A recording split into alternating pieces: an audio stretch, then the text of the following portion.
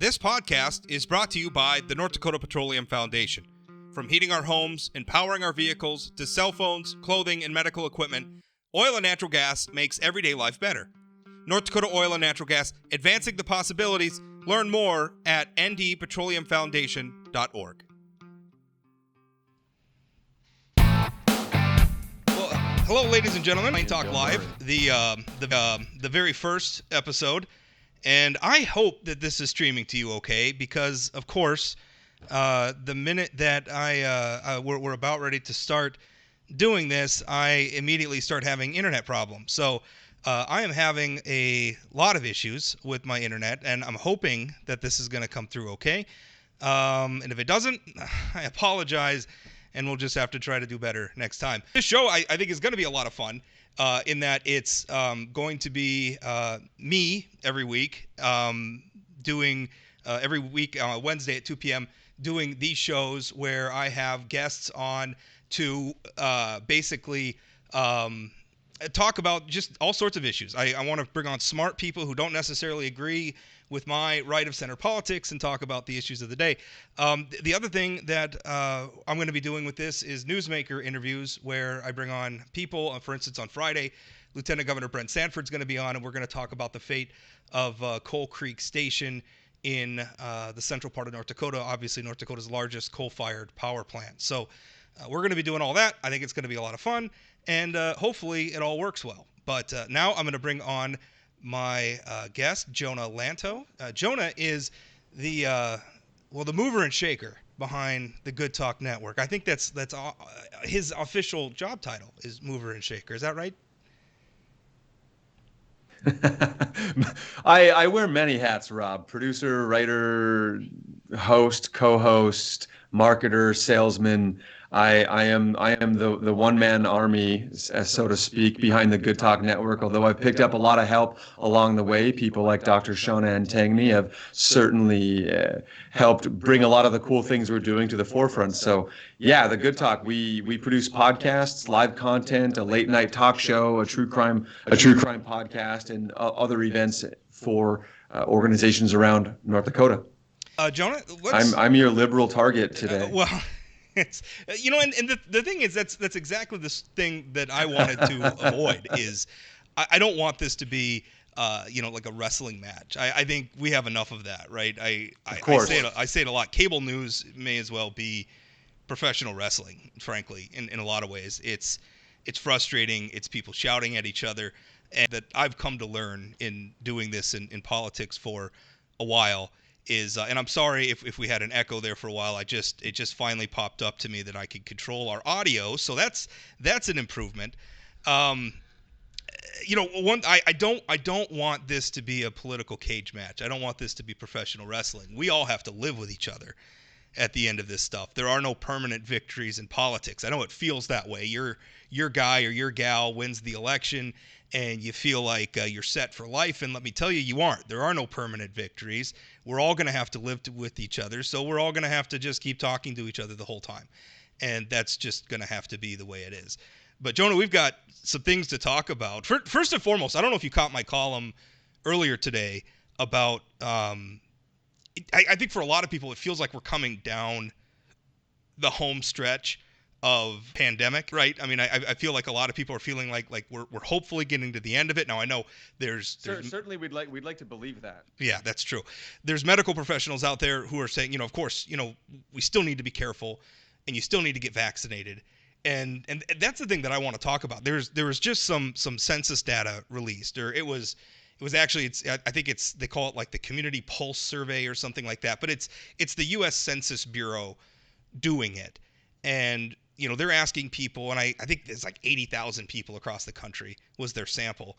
And they were asking people if you're not vaccinated, do you plan on getting vaccinated? And one of the lowest percentage of yeses or highest percentage of no's, I guess, depending on how you want to look at it, was North Dakota. Mississippi were lower. And so that got me to thinking, how can we get to a point where we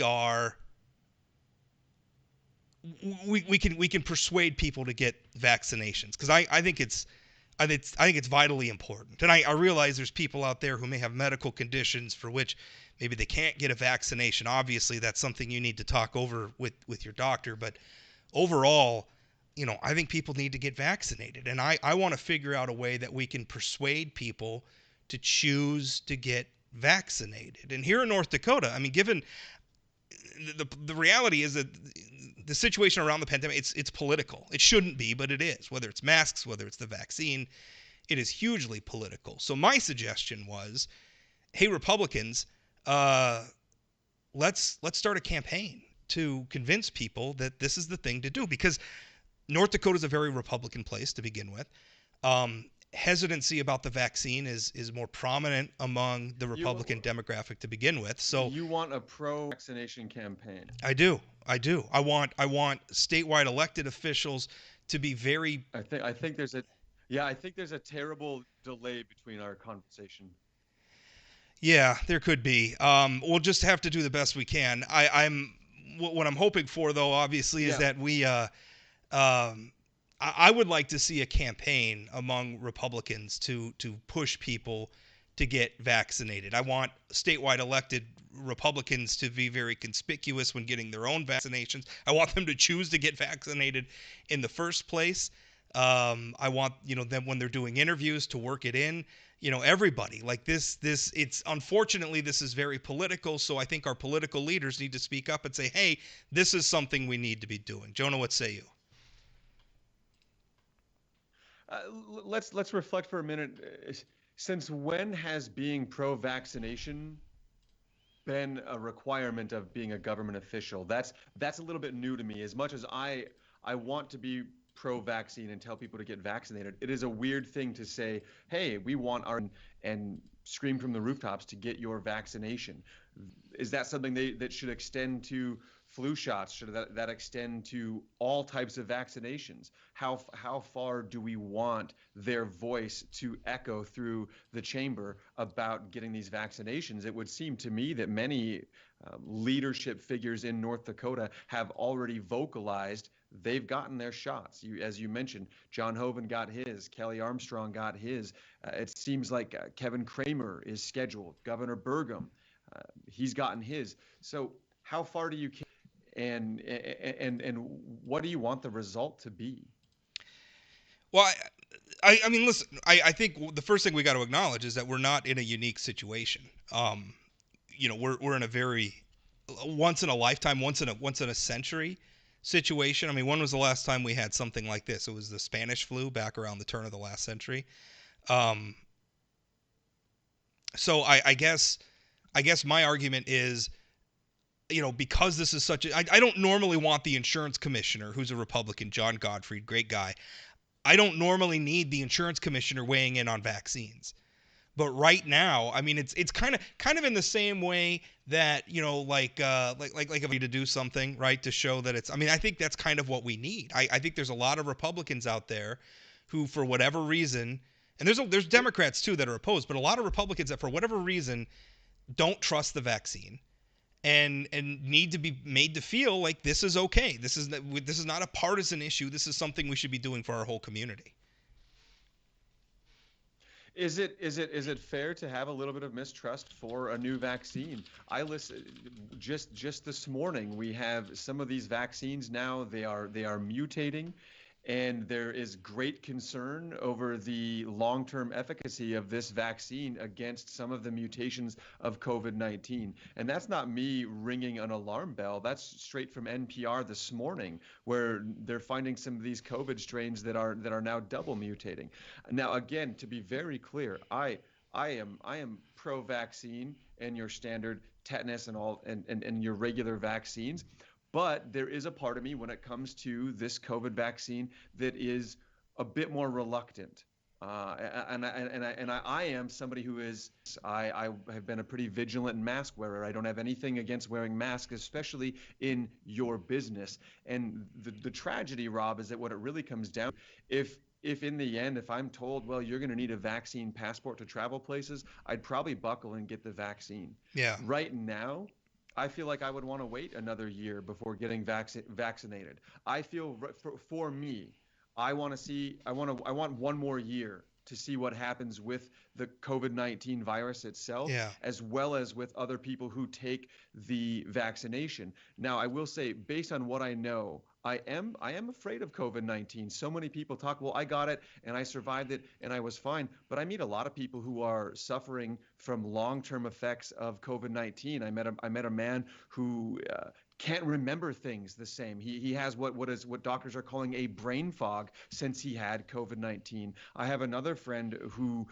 is functioning now on what could be a reduced lung capacity for the rest of her life, a 25% reduced lung capacity, and she didn't even know she had COVID-19. This was something she found out after the fact because she got diagnosed with pneumonia, super sick, and then her doctor said, "Well, when did you get COVID-19?" And she never had. So there's a lot to me about COVID-19 to be afraid Yeah. of. And and as somebody who hasn't been vaccinated yet, it's a pendulum of what am I more afraid of? What I know could happen from COVID-19 or some after effect of a vaccination.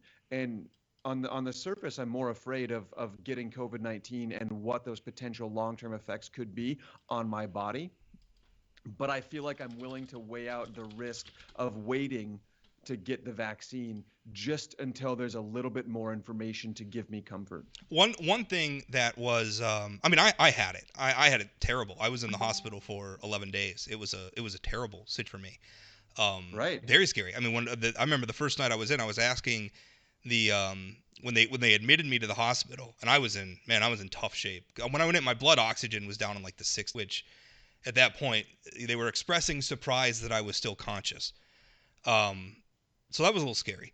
But what they did on, I remember asking my doctor, am I going to die? And he wasn't immediately dismissive, right? I mean, he struck an optimistic tone, but he wasn't like, oh, come on, you're going to be fine. It was a scary thing. I was very close to needing a ventilator, so it's a hugely serious thing. It impacts people, and one thing also, I'm reading things about the damage it does to your heart.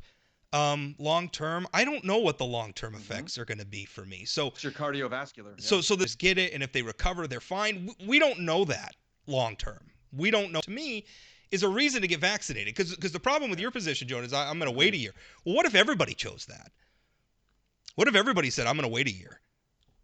And then nobody's getting vaccinated. What's the point then? What's the point of the vaccine if everybody's waiting? I've been vaccinated. I got my first shot of Moderna, gosh, like 2 weeks ago. Jess got vaccinated yesterday. Daughter, my two youngest kiddos aren't old enough yet, but my oldest daughter is going to get vaccinated. So, we're doing it, and I think other people should do it. And at the very least, I think people should talk to their doctors. And this is what really worries me, Jonah, is that people are turning to Facebook and they're turning to Twitter, and they're not getting it because people on Facebook are telling them, based on their random Google searches, that this is not something that they should do. And I think that's a terrible thing. That's a very scary thing for me. I agree. It's scary and advocating for or against. I would not discourage anybody from getting the vaccine. I do believe people should be vaccinated. And the irony is that yet I'm not scheduling my meeting.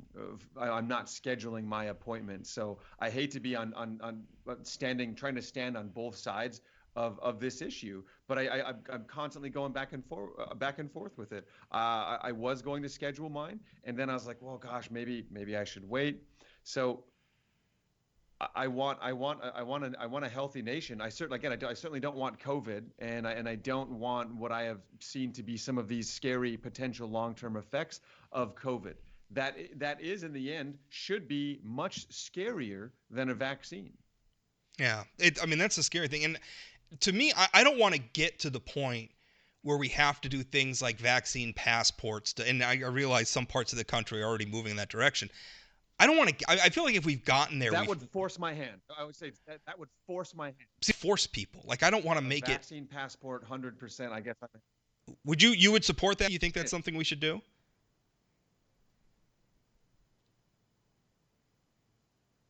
I realize Jonah and I are having a little bit of a lag. So, You broke up on me a little bit there. To be yeah. clear, So a would vaccine, I support a vaccine passport policy? yes. No, I don't support a vaccine passport policy. However, if there was one, I would get a vaccine because I do want to travel and go to concerts and take my family on vacation. If there I'm was, a, I'm a traveling citizen of the United States. yeah. I mean, if there was, if there, and that's the thing I want to avoid. I want to avoid having to force people or bully them into doing this. I would like to inspire them to choose to get vaccinated because it's the right thing, obviously, with the advice of their medical professionals, their doctors, because it's the right thing for most people to do for themselves and their community. That's what I want. I want people to choose this. It, that is certainly the way it should play out, is that people choose to do it. So should we change our Mask Up ND initiative to Get Your Vaccination initiative? Yeah, yeah, and I think it has to be political. Even to the point of, I know when Joe Biden came in, they were trying to throw some dirt on, make it seem like Donald Trump hadn't done anything with the vaccination and everything. Take as most politicians do. I mean, that's a bipartisan exercise.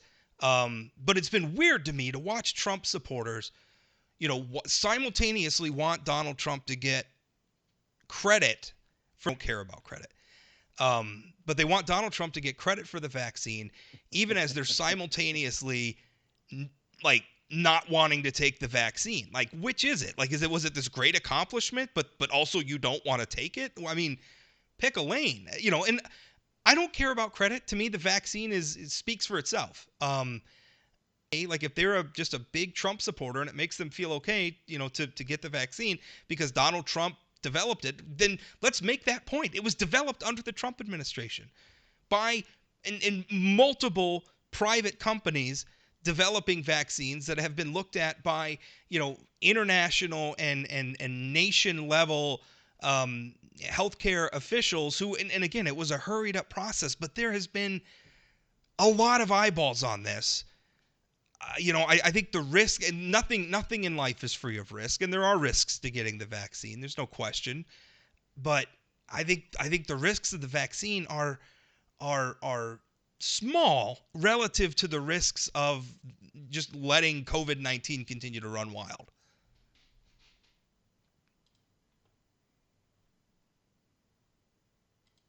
So Yeah, we're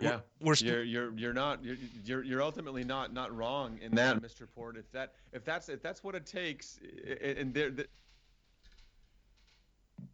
Yeah, we're having some. Jonah and I are having some audio issues back and forth. So if we're having long pauses, again, I apologize. Of course, the first day that we're going to stream this show is the day that I'm going to have internet problems on my end. So I apologize for this. Now it's a little difficult for us to have the discourse, but we're doing the best that we can, and I think we'll square the circle on this eventually. Jonah, let's move on and talk marijuana. Now, there's been the last time I wrote about marijuana in the legislature, the Senate had defeated bills for decriminalization and for legalization of recreational marijuana. Now, they are hurrying back a bill that would basically put the question on the ballot: does North Dakota want and I guess the argument there is the legislature wants to take the temperature of the public. Is this something a majority in the public really want, or is it just a lot of noisy activists? And I mean, I don't know. I feel like the evidence is already there for legalization. I don't know why they're dragging their feet on this. John, I know this is an issue you care a lot about. What are you seeing? I mean, why can't we make progress on this issue?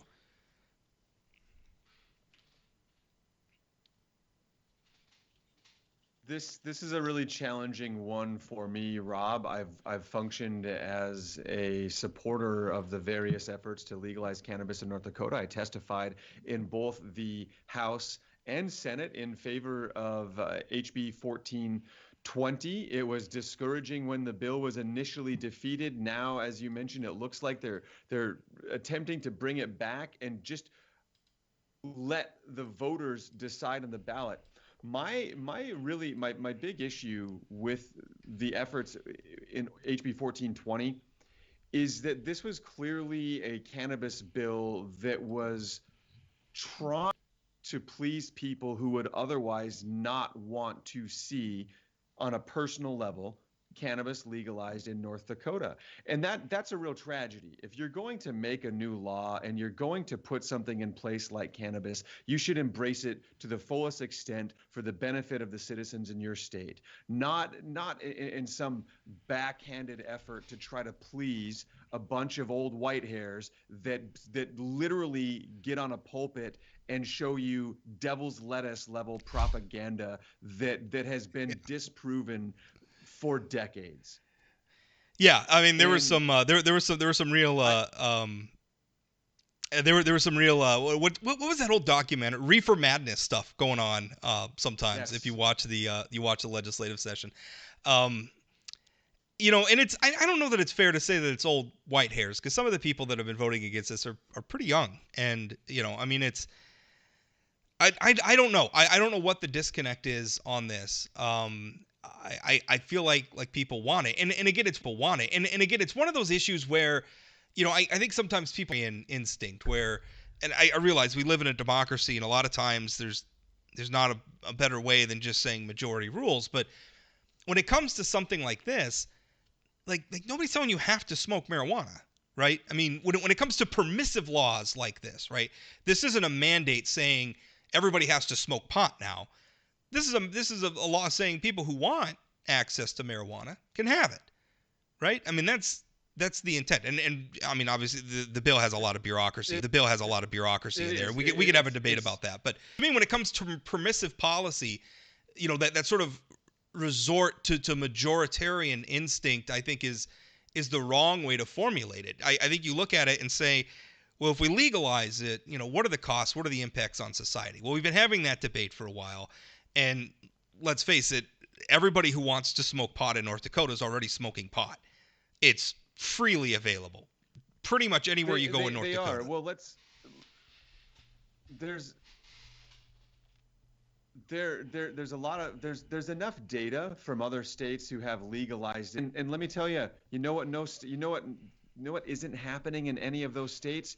They're not walking back their laws. They're not canceling cannabis legalization. Nobody has looked at the years of data and said, well, I guess that was a mistake. Certainly it has come with its challenges. Yeah. Passing a law like this will come with challenges, but nobody wants to walk back on it. None of these states want to walk back on it. And I again, for me, I see you want to give adult use a choice for adults to make, like we can with any over-the-counter medicine, like with alcohol or cigarettes or anxiety medication or depression medicine. I mean, you go down the long list. There's enough data. We shouldn't be arresting our citizens for cannabis at this point. The long-term effects that has on somebody's life, aside from just wanting to use cannabis, is really negative. And I think a big conception, Rob, is that because cannabis has been illegal for so long in so many places, that successful professionals who use cannabis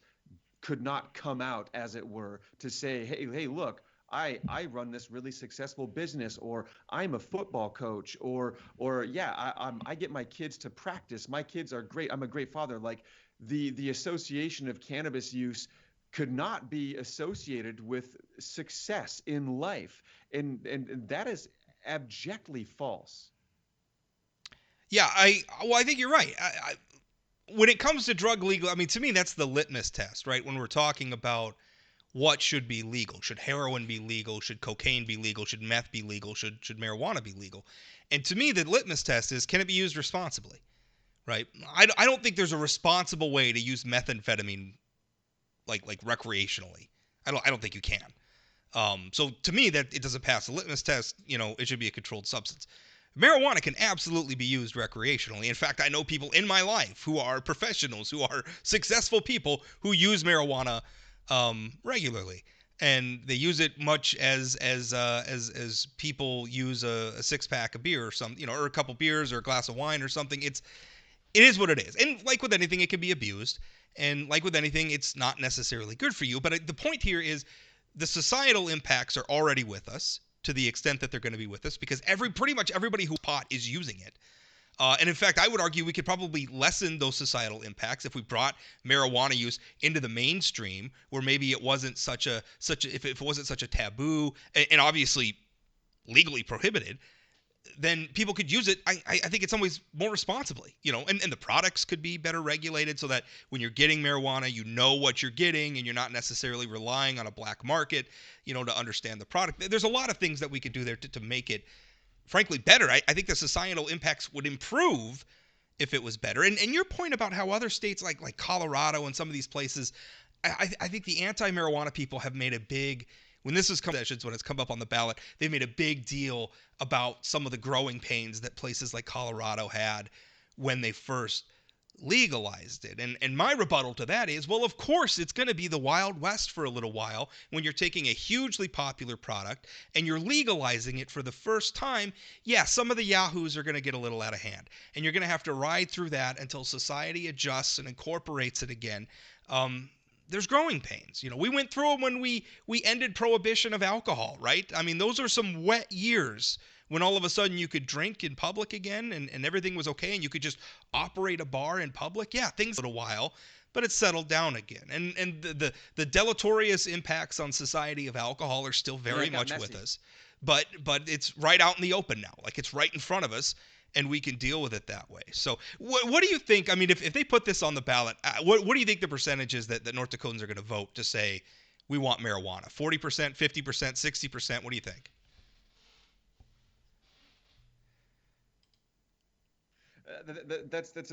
It's a great question, and I would like to understand a little more clearly how this is going to look on the ballot in order to determine what how North Dakotans will respond. Is this going to allow home grow? Are they just putting it out there to see, oh, do you want legal cannabis in North Dakota? Yes or no, and we'll figure out the laws after you tell us whether or not you want it. My guess is 55% or more of North Dakotans on a simple, do you want cannabis to be legal in North Dakota to some capacity? 55% or more are voting yes, possibly as high as 60%. I think there was to do with how disoriented the bill was, and people were concerned about it being is part of the North Dakota Constitution.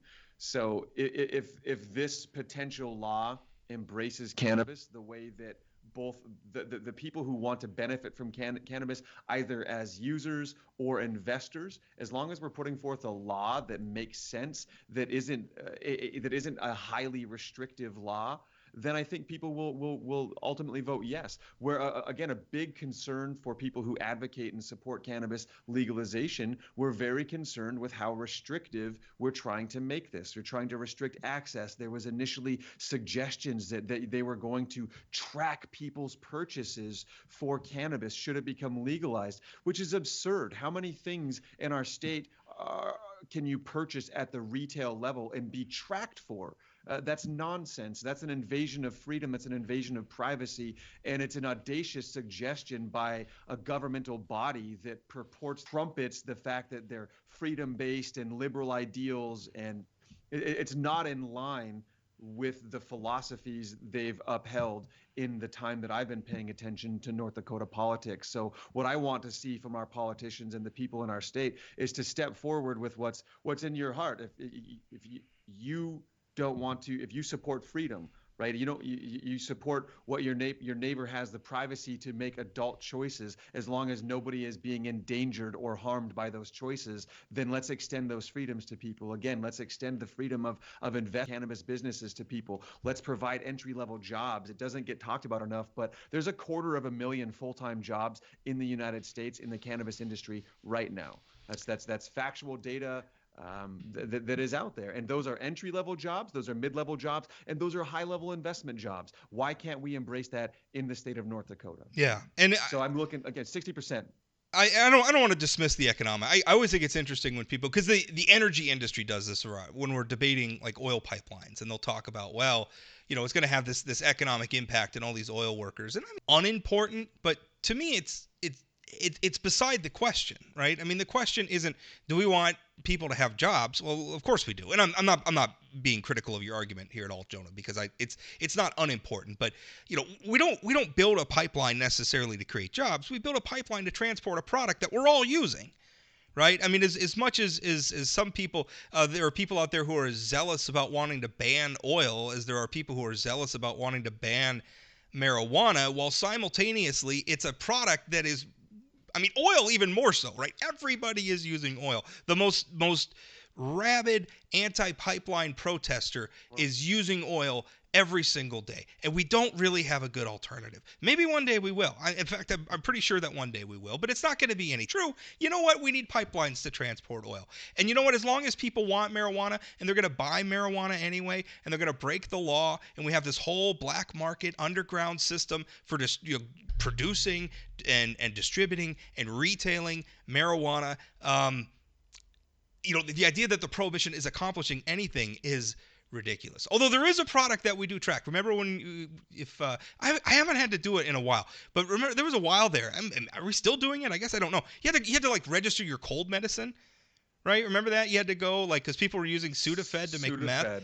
Yeah, so if you're getting your cold medicine, you had to go and like register that. I remember buying it at the grocery store, and I had to like go to the desk behind the cashiers and like I want to buy some of this. Here's my driver's license. You're going to write me down on the list and report me to the attorney general because I have them. So we've done that before, but I didn't like that, and I don't like this. People want marijuana. Let them have marijuana. Let us have cigar bars too. By the way, that was the other big thing that I didn't understand. That the legislature, there was a bill. Dan Ruby from Minot was the primary sponsor. It passed the House. The Senate voted it down, but it would have allowed cigar bars. And again, I don't understand. Like if a business owner wants to start a bar that caters specifically to people who want to use tobacco in the form of cigars in this instance, and then there are people that want to go to a place like that where they could smoke cigars out in public and be with their friends and maybe have a couple drinks with it. What's the problem? I mean, nobody's saying cigars are good for you, but you know what? Neither are cheeseburgers, as my girth can attest. So why can't we just as long as adults are informed, right? With telling people that tobacco is healthy, but then if they choose tobacco anyway, I think you just let it go.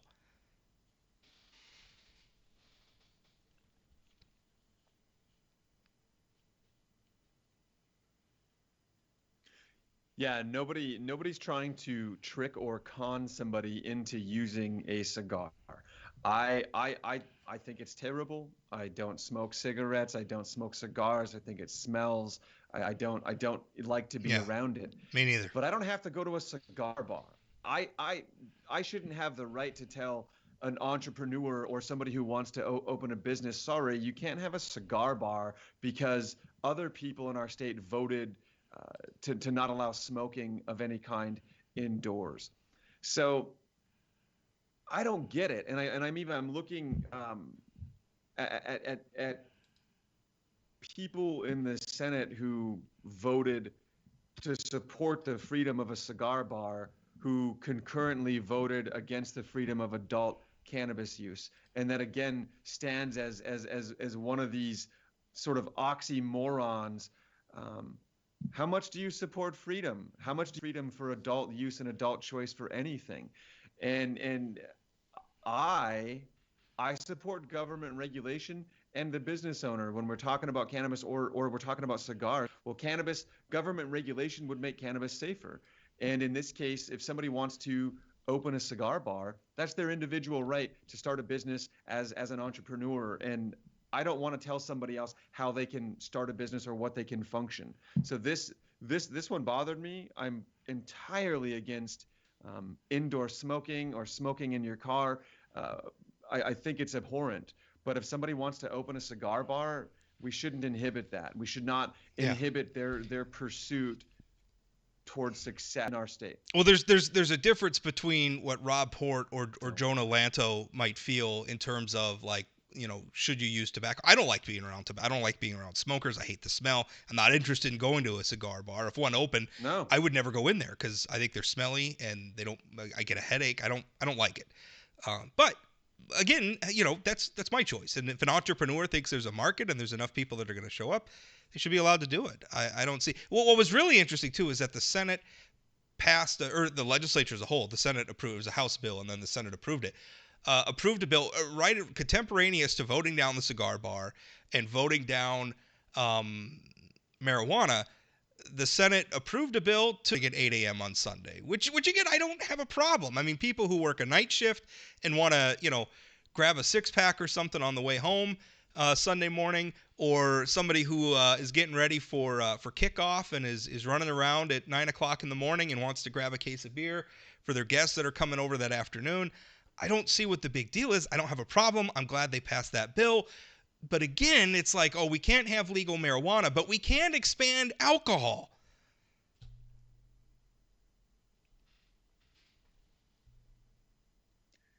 Yeah, I observed that too, and to me again, it's another observational hypocrisy in our political system, and I think it's also a bit of the uh, brainwashed acceptance we have toward alcohol in general. Alcohol is the biggest sponsor for most of the major sporting events that we watch, from whether it's NASCAR or UFC or boxing or the NFL, the MLB, the NBA. They're all endorsed by major beer sponsors to some form or another. And hey, I like to have a cold beer every once in a while. I'm not against it. Yeah. And if people want to get a case of beer at 8:30 in the on Sunday, let's go. It was an oddly antiquated policy to not allow alcohol sales at a certain time anyway. It was the same thing with retail. We finally opened up regular retail earlier than noon on Sundays now, and this is a bit of the, again, out with the old, in with the new. Let's embrace the present moment, and not hang on to these old foundations that are really just sort of roadblocks to progress. But yeah, there's a stark irony in saying, yeah, uh, getting plowed at 8 o'clock in the morning. You want to buy beer at 8 o'clock in the morning? Yeah, go ahead. You want to smoke? If a private business owner wants to start a cigar bar? No way. That's bad. An adult wants to use cannabis? No way. That's terrible. We got to do better. We got to do better for our citizens, and we got to do better as adults. Um, let's move on. I think the other thing we had to talk about was the Ten Commandments thing, and maybe we'll get to that. But I don't know. Did you see this thing? I'm going to switch gears, and I wrote a column about it. It ended up being really popular, and I didn't pitch this to you before the show, and I probably shouldn't have, but it just occurred. I've been so getting the stream set up, and of course, again, I apologize if you're having troubles watching the stream. Net issues on my end, and the stream originates from my internet, so I apologize. I'm doing the best I can. First time out doing this, but we basically have. I don't know if you saw this, where Gina. I know you're a fan of The Mandalorian, right? On Disney. Disney. I've seen you post about it. Big fan big fan of Star Wars and The Mandalorian. And sure. and so I think you're probably aware of the controversy around Gina Carano. I think that's how you pronounce her name. I am aware. Yeah, she's on that show. I've only seen the first season, by the way. I haven't watched the second season, so no spoilers, please. But I thought she did a good job. I think she's a pretty good actor. Um, she got let off the show, and because she's kind of a Trumpy right winger, right? Trumpy conservative, and or leans right. I don't know how she would describe herself politically, but she's kind of in that Trump Yep. that Trump milieu, for lack of a better term. Um, so she ended up getting fired from Disney, which I didn't think was right. It seems like we have all sorts of left-wing celebrity activists who are saying all sorts of nutty things, and that's fine. But you have somebody who's a right winger, and all of a sudden that's not okay anymore. Um, that bothered me a little bit. But Heidi Heitkamp, senator, was on an episode of Bill Maher recently. I don't know. Did you watch this at all, Jonah? But she was like, they brought up the Gina Carano thing. And Bill Maher, who had, I think, I don't agree with him overall on a lot of things politically, but I think he's been right on a lot of the cancel culture stuff. He starts talking about it, and Heidi Heitkamp starts in where she's like, "Oh yeah, Gina Carano hangs out with white supremacists. She's a Nazi." Um, and then funnily like had to like said, well, I might be guilty of defamation later in the thing. But did you watch this thing? Are you and as a whole, are you worried about the cancel culture thing? Is this on your radar? Cancel culture is entirely on my radar. I've had a different term for it in the past, or an associative term that we use at the Good Talk Network called recreational outrage. And I like it. I think it really goes hand in hand with cancel culture.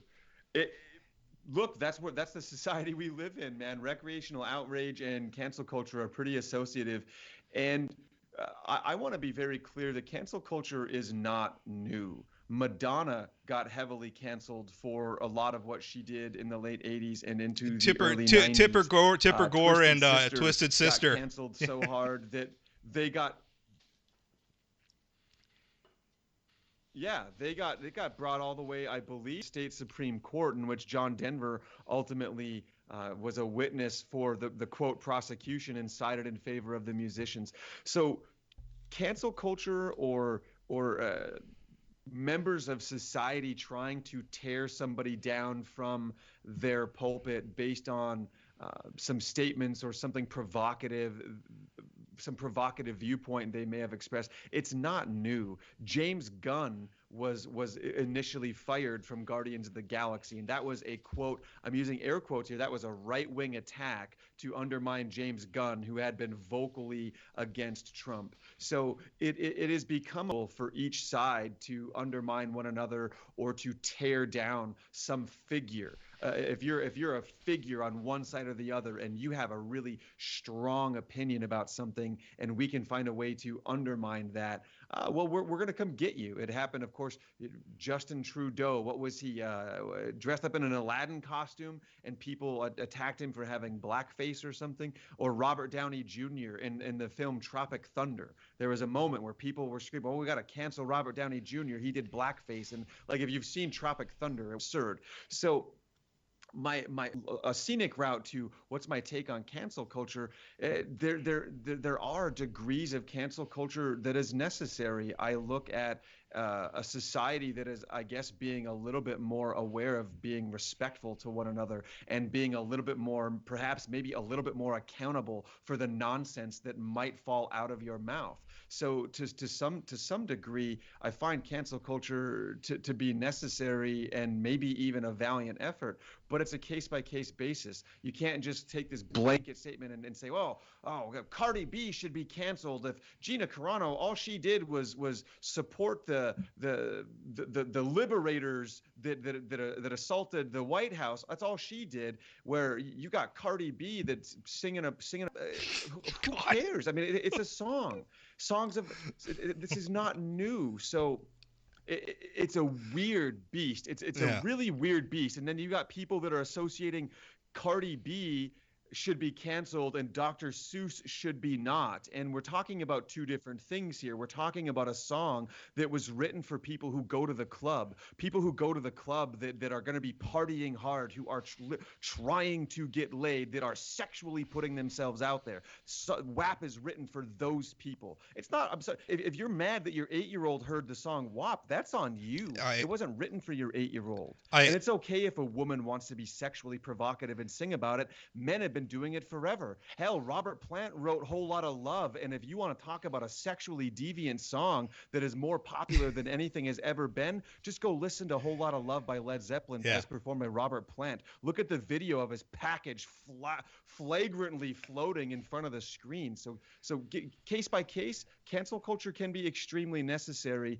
and it's not always what people think it is, and it sure as heck, Rob Port, is not new. Yeah, no, I agree. It's not new. I remember back one of the first big, I guess things in the blog when I got started in the blogosphere was Janet Jackson and her wardrobe at the Super Bowl, and everybody working themselves into a high moral dudgeon about that. And by the way, I apologize in advance for people who are going to Google WAP in response to that.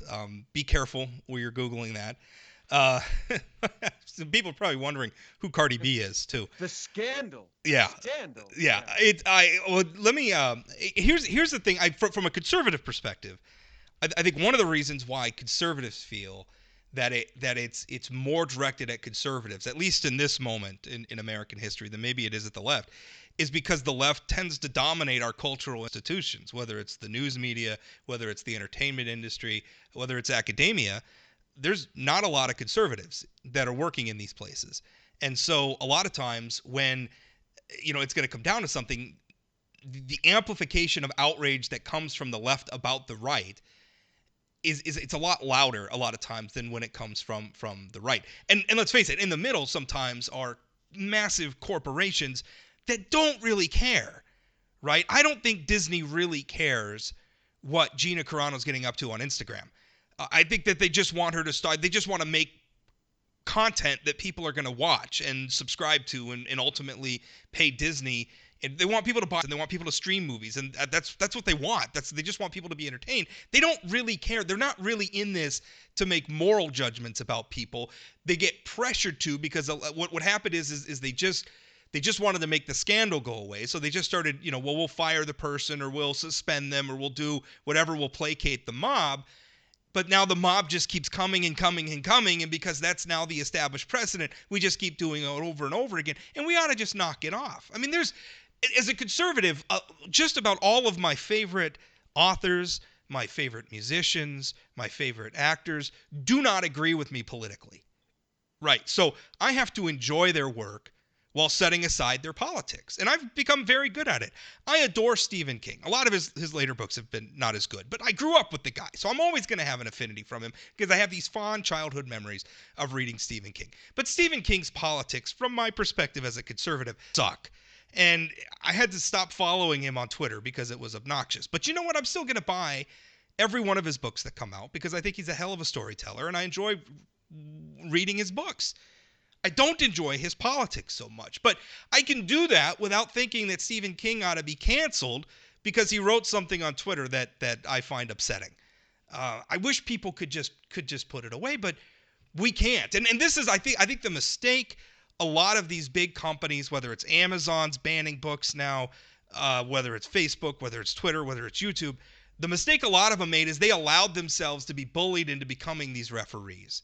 And what they're going to find, as I say, as somebody who has moderated an internet forum at sayanythingblog.com about politics for like nearly 2 decades now, you don't want to be the referee because there's no winning. It's such a subjective thing. What offends you, Jonah, may not offend me, and vice versa. And really, at the end of the day, if you don't like it, change the channel. Everybody can censor things for themselves.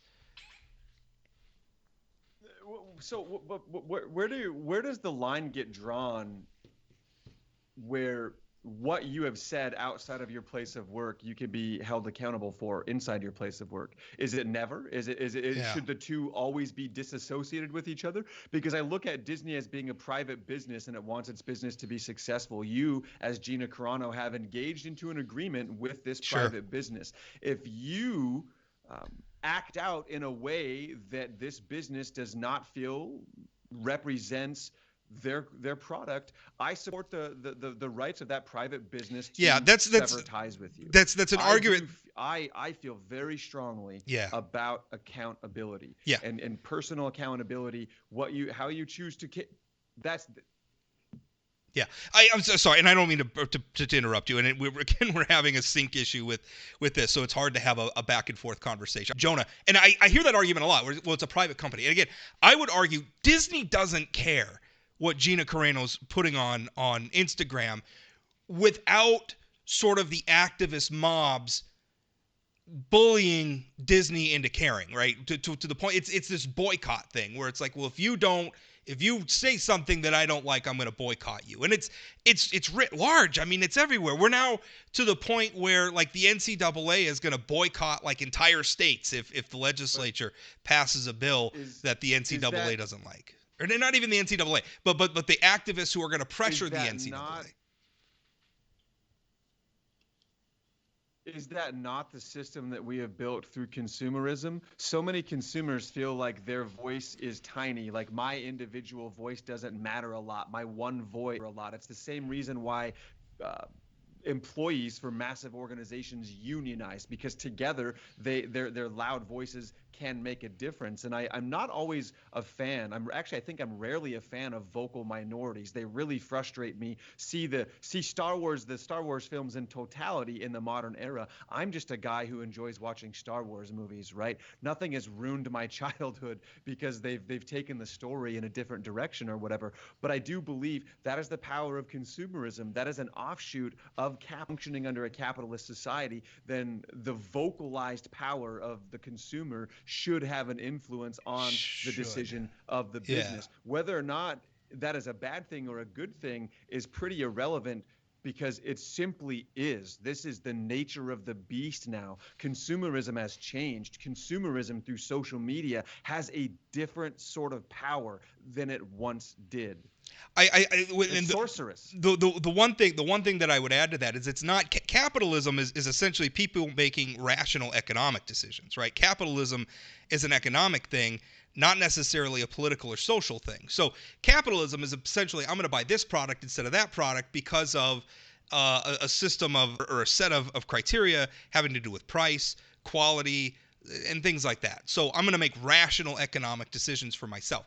That's capitalism. What you're describing is something more than capitalism. It becomes politics. It becomes a social phenomena, something that's not economic. Where It's a capitalism side effect for sure. I don't think It's that a it is, but I don't think I that feel like it's I a don't think side that it effect. is. I think it's people using the power that they have within a capitalistic system as consumers, using it for things that aren't economic. Using it for things that so I'm going to make a decision, even though for instance, like say I'm a Star Wars fan, and now I'm not going to watch the new Star Wars movie because somebody in the Star Wars movie has a political outlook that I don't like. That's not an economic decision anymore. Now you're making a moral decision, and to me, that's distinct from capitalism. That's a separate phenomena. And so now you have people who, at least from an economic perspective, are no longer behaving rationally. It's now it's become something other. And to me, the First Amendment, because again, people say, well, the First Amendment doesn't apply because we're talking about private companies. And to me, the First Amendment is more than a law. I mean, if you want to talk about the First Amendment as just a law, then yes, that's right. The First Amendment applies to the government. So the Amazon can or Facebook can because they're private businesses and you're using the services that they provide as private businesses. But to me, in a society like ours, it's only going to function if the First Amendment is more than a law, but an idea that we all subscribe to in everything that we do, including our decisions as consumers. So the problem is that the mob, it's really populism. I think it's not capitalism, it's populism. That's the term that I'm looking for. And in populism, it's all about might makes right? It's just kind of what the mob wants at any given moment. And I think that's a terrible thing because a lot of times we lose sight of principles like, hey, maybe I can just agree to disagree with that actor and just enjoy their work product. And since they're not running for office and they don't live in my community and their political opinions really bearing on me, maybe I could just ignore them and we could all just move on with our lives. But we don't do that anymore because we have social media, and it's probably the most populous time in American history and global history thanks to the internet and social media. And now everybody has an opinion about everything, and everybody's starring in their own little reality show on TV, and this is where we're at. And I think it's hugely destructive. Well, I'd like an answer, Rob, to the question of to what point should somebody like Gina Carano be held accountable, or where does accountability for your words? Sure. Um, where's the crossroads Yeah. for you as a conservative here? Where's the crossroads of accountability and employment in a situation like Gina Carano's or others? We have these situations. We'll just take New York for an example. There is a woman who went into a restaurant in New York. She was really hostile and said a bunch of racial slurs to the employee who was on duty at that time. That woman was identified by her employer and fired from her job for acting like that in society. To me, that's a great fire. That's a great fire. If you want to go out in society like that and act like a total a-hole, you should face repercussions. And I don't care if it's right there in the moment or if it's your employer coming after you. If you want to act like that, start your own business and see how far you get. You want to act like that and work for somebody else, we don't have to Yeah. employ you. You don't represent the values that our company holds. So what happens at the crossroads of accountability and these types of behaviors in Rob Port's world? Yeah, I mean, it's a great question. It reminds me of that famous Supreme Court ruling, right? Like, I can't define pornography, but I know it when I see it. It's a hugely subjective thing. What's acceptable behavior? Like, people ask for me to get fired by Forum Communications. I think just about every day. My bosses have stopped telling me about it because I'm a controversial person. That's my job is to say and write provocative things. That's my role, and I think the role of people like me is important. I'm not trying to make people mad, but my role is to challenge people, and a lot of times people don't like to be challenged, and they respond to that by saying, well, let's get rid of this person who is saying things that make me feel uncomfortable. I think you and I would probably agree. Somebody wanting Rob Port to be fired because I wrote a column about tax policy that made somebody upset, or hate crime laws or something that made somebody upset. I think you and I would probably agree. Well, no, I'm not harassing anybody. I'm not being racist. I'm just Correct. making an argument. But that's different than somebody who say an employee who shows up to work in a Ku Klux Klan hood. Well, yeah, if I'm the business owner, I am firing that person. I don't want that person representing my business. So it's a tough thing. And it's not always easy. Why did it come in? We have just a couple minutes left here, but it's not always an easy decision.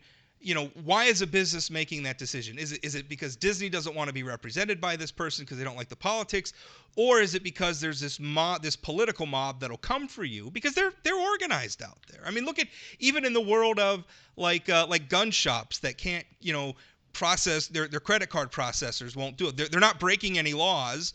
They're selling a product that's protected by the United States Constitution, and they're doing it lawfully. But all of a sudden, because their credit card processor has taken has been pressured into taking a political stand on guns, they won't provide them with services anymore, or their bank won't provide them with services anymore. That's a tough thing, because on one hand, yeah, it's a private company, they're allowed to make that decision, but on the other hand, we are now by saying, well, that's okay, and they're a private company and they can do what they want, we are now ceding to these massive corporate control over what is said and what is done in our society. Is that who we want to have the control? And I'll leave you with the last word.